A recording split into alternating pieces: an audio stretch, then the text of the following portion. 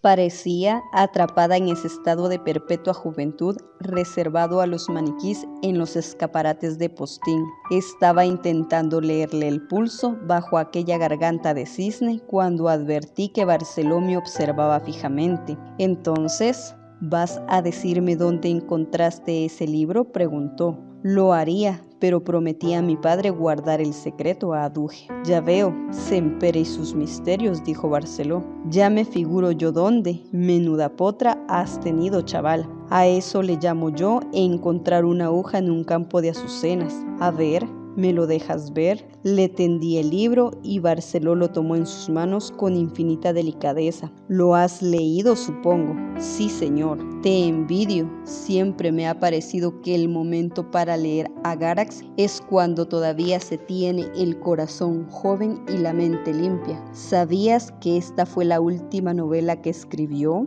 Negué en silencio. ¿Sabes cuántos ejemplares como este hay en el mercado, Daniel? Miles, supongo. Ninguno, precisó Barceló, excepto el tuyo. El resto fueron quemados. ¿Quemados? Barceló se limitó a ofrecer su sonrisa hermética, pasando hojas de libro y acariciando el papel como si fuese una seda única en el universo. La dama de blanco se volvió lentamente. Sus labios esbozaron una sonrisa tímida y temblorosa. Sus ojos palpaban el vacío, pupilas blancas como el mármol. Tragué saliva, estaba ciega. «Tú no conoces a mi sobrina Clara, ¿verdad?», preguntó Barceló. Me limité a negar, incapaz de quitar la mirada de aquella criatura con tez de muñeca de porcelana y ojos blancos, los ojos más tristes que he visto jamás. En realidad, la experta en Julián Garax es Clara. Por eso la he traído, dijo Barceló. Es más, pensándolo bien, creo que con vuestro permiso yo me voy a retirar a otra sala a inspeccionar este volumen mientras vosotros habláis de vuestras cosas, ¿os parece? Le miré atónito. El librero, pirata hasta la sepultura y ajeno a mis reservas, se limitó a darme una palmadita en la espalda y partió con mi libro bajo el brazo. «Le has impresionado, ¿sabes?», dijo la voz a mi espalda. Me volví para descubrir la sonrisa leve de la sobrina del librero. Tanteando en el vacío, tenía la voz de cristal transparente y tan frágil que me pareció que sus palabras se quebrarían si la interrumpía a media frase. «Mi tío me ha dicho que te ofreció una buena suma por el libro de Garax, pero que tú la rechazaste», añadió Clara. «Te has ganado su respeto». «Cualquiera lo diría», suspiré. Observé que Clara ladeaba la cabeza al sonreír y que sus dedos jugueteaban con un anillo que parecía una guirnalda de zafiros. «¿Qué edad tienes?», preguntó. «Casi 11 años», respondí. «¿Y usted?». Clara rió ante mi insolente inocencia. «Casi el doble, pero tampoco es como para que me trates de usted». «Parece usted más joven», apunté, intuyendo que aquello podía ser una buena salida a mi indiscreción. «Me fiaré de ti entonces, porque yo no sé qué aspecto tengo», repuso sin abandonar su sonrisa a media vela. «Pero si te parezco más joven, razón de más para que me trates de tú». «Lo que usted diga, señorita Clara». Observé detenidamente sus manos abiertas como alas sobre su regazo, su talle frágil insinuándose bajo los pliegues de alpaca, el dibujo de sus hombros, la extrema palidez de su garganta y el cierre de sus labios que hubiera querido acariciar con la yema de los dedos. Nunca antes había tenido la oportunidad de examinar a una mujer tan de cerca y con tanta precisión, sin temor a encontrarme con su mirada. «¿Qué miras?», preguntó Clara, no sin cierta malicia. «Su tío dice que es usted una experta en Julián Garax», improvisé con la boca seca. «Mi tío sería capaz de decir cualquier cosa con tal de pasar un rato a solas con un libro que le fascine», adujo Clara. «Pero tú debes preguntarte cómo alguien que está ciego puede ser experto en libros si no los puede leer. No se me había ocurrido, la verdad. Para tener casi 11 años no mientes mal. Vigila o acabarás como mi tío». Temiendo meter la pata por enésima vez, me limité a permanecer sentado en silencio, contemplándola embobado. «Anda, acércate», dijo ella. «¿Perdón?». «Acércate sin miedo, no te voy a comer». Me incorporé de la silla silla y me aproximé hasta donde Clara estaba sentada. La sobrina del librero alzó la mano derecha buscándome a tientas. Sin saber bien cómo debía proceder, hice otro tanto y le ofrecí mi mano. La tomó en su mano izquierda y Clara me ofreció en silencio su derecha. Comprendí instintivamente lo que me pedía y la guié hasta mi rostro. Su tacto era firme y delicado a un tiempo. Sus dedos me recorrieron las mejillas y los pómulos. Permanecí inmóvil, casi sin atreverme a respirar mientras Clara leía mis facciones con sus manos. Mientras lo hacía, sonreía para sí y pude advertir que sus labios se entrecerraban como murmurando en silencio. Sentí el roce de sus manos en la frente, en el pelo y en los párpados. Se detuvo sobre mis labios, dibujándolos en silencio con el índice y el anular. Los dedos le olían a canela. Tragué saliva, notando que el pulso se me lanzaba a la brava y agradeciendo a la divina providencia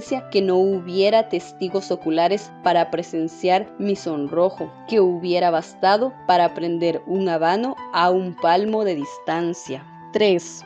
Aquella tarde de brumas y llovizna, Clara Barceló me robó el corazón, la respiración y el sueño. Al amparo de la luz embrujada del Ateneo, sus manos escribieron en mi piel una maldición que habría de perseguirme durante años. Mientras yo la contemplaba embelesado, la sobrina del librero me explicó su historia y cómo ella había tropezado también por casualidad con las páginas de Julián Garax. El accidente había tenido lugar en un pueblo de la Provenza. Su padre, abogado de prestigio, vinculado al gabinete del presidente Companys, había tenido la clarividencia de enviar a su hija y a su esposa a vivir con su hermana al otro lado de la frontera al inicio de la guerra civil. No faltó quien opinase que aquello era una exageración, que en Barcelona no iba a pasar nada y que en España, cuna y penáculo de la civilización cristiana, la barbarie era cosa de los anarquistas y estos en bicicleta y con parches en los calcetines no podían llegar muy lejos. Los pueblos no se miran nunca en el espejo, decía siempre el padre de Clara, y menos con una guerra entre las cejas. El abogado era un buen lector de la historia y sabía que el futuro se leía en las calles, las factorías y los cuarteles con más claridad que en la prensa de la mañana. Durante meses les escribió todas las semanas. Al principio lo hacía desde el bufete de la calle Diputación, luego sin remite y finalmente a escondidas desde una celda en el castillo de Montjuic, donde, como a tantos, nadie le vio entrar y de donde nunca volvió a salir.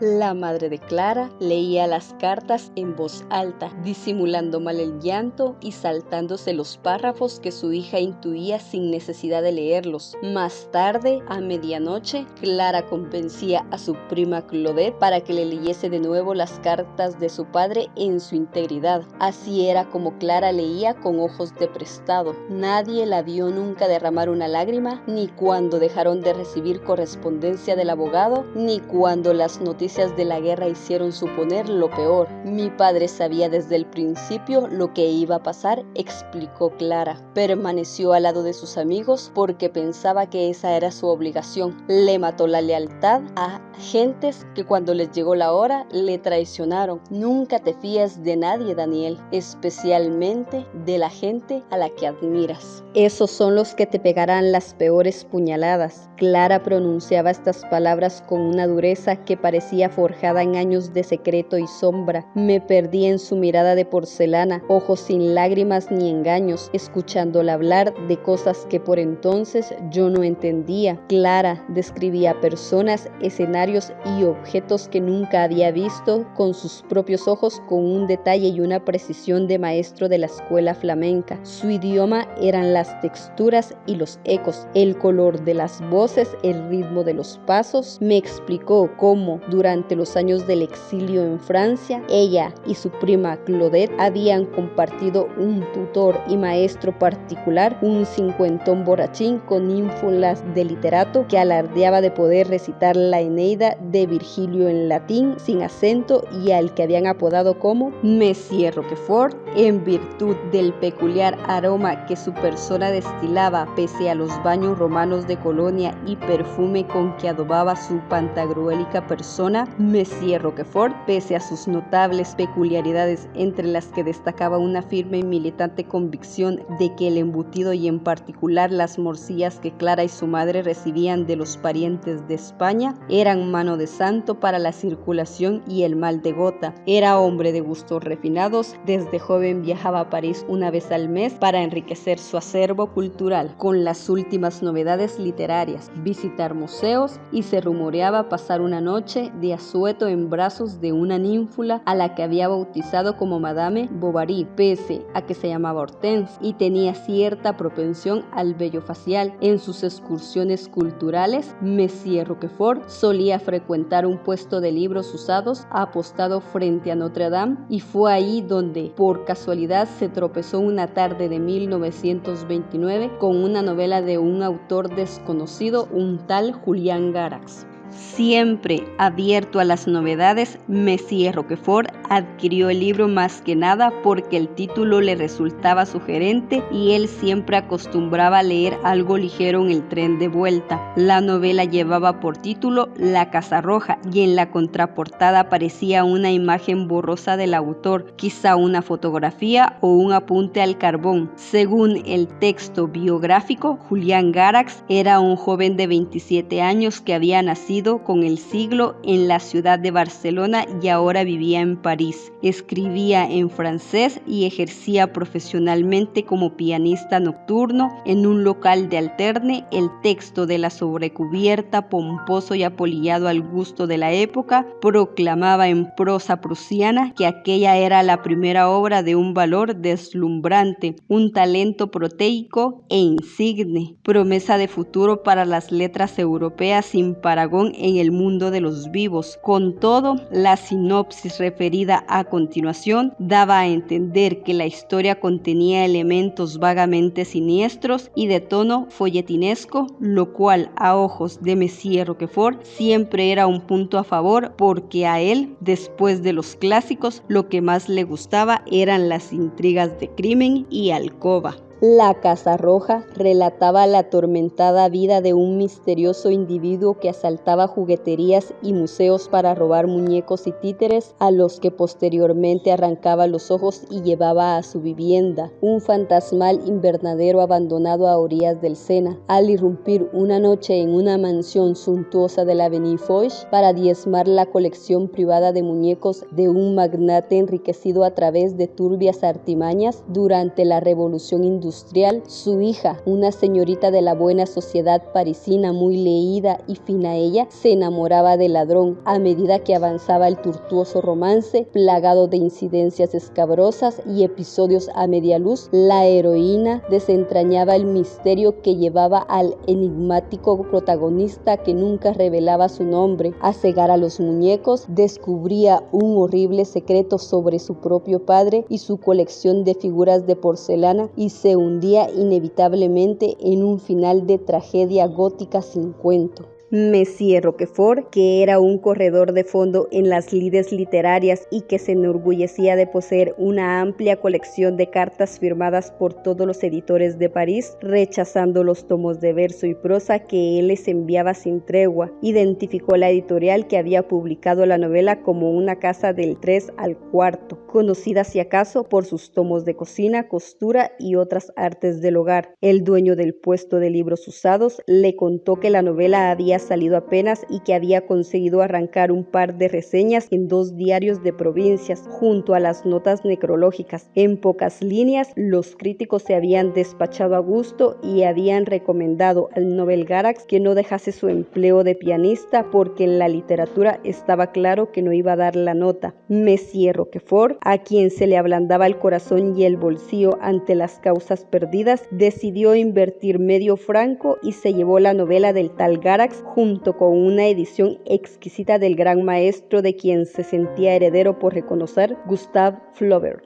El tren a Lyon iba repleto hasta los topes y Monsieur Roquefort no tuvo más remedio que compartir su cabina de segunda clase con un par de religiosas que tan pronto dejaron atrás la estación de Austerlitz, no cesaron de lanzarle miradas de reprobación murmurando por lo bajo. Ante semejante escrutinio, el maestro optó por rescatar aquella novela de su cartera y parapetarse tras sus páginas. ¿Cuál fue su sorpresa cuando, cientos de kilómetros más tarde, descubrió que había olvidado a las hermanas el vaivén del tren y el paisaje que se deslizaba como un mal sueño de los hermanos Lumière tras las ventanas del tren? Leyó toda la noche, ajeno a los ronquidos de las religiosas y a las estaciones fugaces en la niebla. Girando la última página, al despuntar el alba, Monsieur Roquefort descubrió que tenía lágrimas en los ojos y el corazón envenenado de envidia y asombro. Aquel mismo lunes, Monsieur Roquefort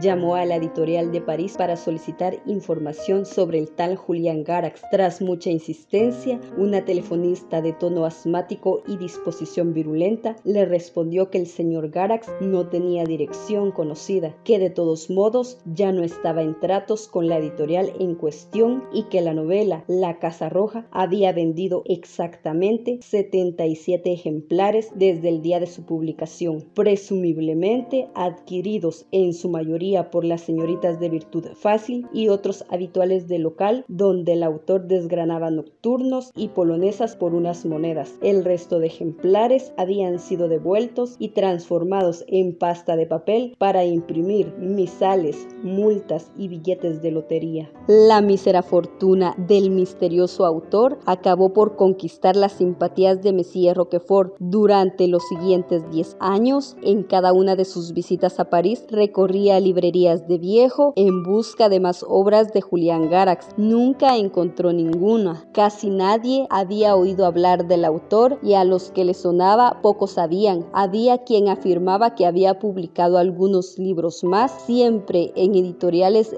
de poca monta y con tirajes irrisorios. Esos libros, si realmente existían, eran imposibles de encontrar. Un librero afirmó una vez haber tenido en sus manos un ejemplar de una novela de Julián Garax llamada El ladrón de catedrales, pero de eso hacía ya tiempo y no estaba del todo seguro. A finales de 1935 le llegaron noticias de que una nueva novela de Julián Garax, La sombra del viento, había sido publicada por una pequeña editorial de París. Escribió a la editorial para adquirir varios ejemplares, nunca recibió contestación. Al año siguiente, en la primavera del 36, su antiguo amigo en el puesto de libros en la orilla sur del Sena le preguntó si seguía interesado en Garax. Monsieur Roquefort afirmó que él nunca se rendía. Era ya cuestión de tosudez. Si el mundo se empeñaba en enterrar a Garax en el olvido, a él no le daba la gana de pasar por el aro. Su amigo le explicó que semanas atrás había circulado un rumor acerca de Garax. Parecía que por fin su suerte había cambiado. Iba a contraer matrimonio con una dama de buena posición y había publicado una nueva novela después de varios años de silencio que, por primera vez, había recibido una reseña favorable en Le Monde. Pero justo cuando parecía que los vientos iban a cambiar de rumbo, explicó el librero, Garax se había visto complicado en un duelo en el cementerio de Père Lachaise. Las circunstancias que rodearon este suceso no estaban claras. Cuanto se sabía era que el duelo había tenido lugar al alba del día en que Garax tenía que contraer matrimonio y que el novio nunca se presentó en la iglesia. Había opiniones para todos los gustos. Unos le hacían muerto en aquel duelo y su cadáver abandonado en una tumba anónima. Otros, más optimistas, preferían creer que Garax, complicado en algún asunto turbio, había tenido que abandonar a su prometida en el altar y huir de París para regresar a Barcelona. La tumba sin nombre nunca fue encontrada y poco después había circulado otra versión. Julián Garax, perseguido por la desgracia, había muerto en su ciudad natal en la más absoluta de las miserias. Las chicas del burdel donde tocaba el piano habían hecho una colecta para pagarle un entierro decente. Cuando llegó el giro, el cadáver ya había sido enterrado en una fosa común junto con los cuerpos de mendigos y gente sin nombre que aparecían flotando en el puerto o que morían de frío en la escalera del metro. Aunque solo fuese por llevar la contraria, Messier Roquefort no olvidó a Garax. 11 años después de haber descubierto la Casa Roja, decidió prestar la novela a sus 2 alumnas con la esperanza de que tal vez aquel extraño libro las animase a adquirir el hábito de la lectura. Clara y Claudette eran por entonces 2 quinceañeras con las venas ardiendo de hormonas y con el mundo guiñándoles el ojo desde las ventanas de la sala de estudio. Pese a los esfuerzos de su tutor, hasta el momento habían demostrado ser inmunes al encanto de los clásicos, las fábulas de Esopo o el verso inmortal de Dante Alighieri. Messier Roquefort, temiendo que su contrato fuese rescindido al descubrir la madre de Clara que sus labores decentes estaban formando 2 analfabetas con la cabeza llena de pájaros, optó por pasarles la novela de Garax con el pretexto de que era una historia de amor de las que hacían llorar a moco tendido, lo cual era una verdad a medias. 4. Jamás me había sentido atrapada, seducida y envuelta por una historia como la que narraba aquel libro, explicó Clara. Hasta entonces para mí las lecturas eran una obligación, una especie de multa a pagar a maestros y tutores sin saber muy bien para qué. No conocía el placer de leer, de explorar puertas que se te abren en el alma, de abandonarse a la imaginación, a la belleza y al misterio de la ficción y del lenguaje. Todo eso para mí nació con aquella novela. ¿Has besado alguna vez a una chica, Daniel? Se me atragantó el cerebelo y la saliva se me transformó en serrín. Bueno, eres muy joven todavía, pero es esa misma sensación, esa chispa de la primera vez que no se olvida. Este es un mundo de sombras, Daniel, y la magia es un bien escaso. Aquel libro me enseñó que leer podía hacerme vivir más y más intensamente, que podía devolverme la vista que había perdido. Solo por eso, aquel libro que a nadie importaba cambió mi vida. Llegado a este punto, yo había quedado reducido a pasmarote, a merced de aquella criatura cuyas palabras y cuyos encantos no tenía yo modo ni ganas de resistirme. Deseé que nunca dejase de hablar, que su voz me envolviese para siempre y que su tío no regresara jamás a quebrar aquel instante que me pertenecía solo a mí.